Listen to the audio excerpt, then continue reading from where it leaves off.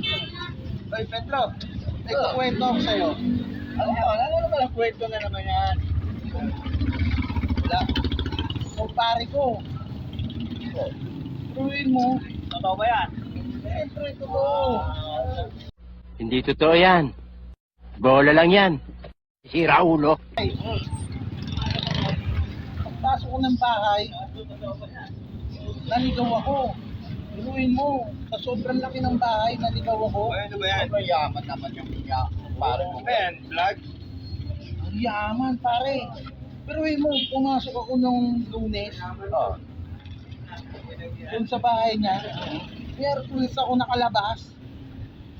Laki nga ng bayan. Grabe yaman, pare. Ang kumpare ko. yaman. Diyak ba malaki mo na yun? Oo. Wala sa pare ko.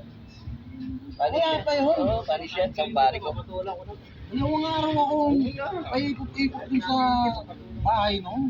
Wala pa rin sa iyo. Dalawang araw. Dalawang araw lang. Eto, taon eh.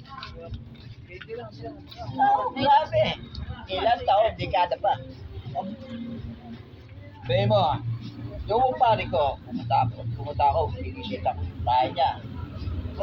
Okay, grabe naman ang nangyayari sa pare ko.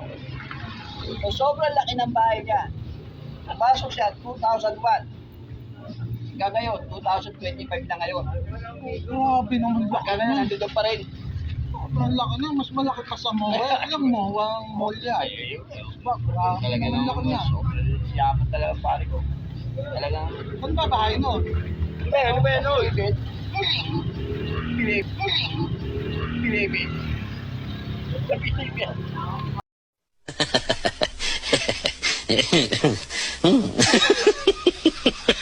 Yeah.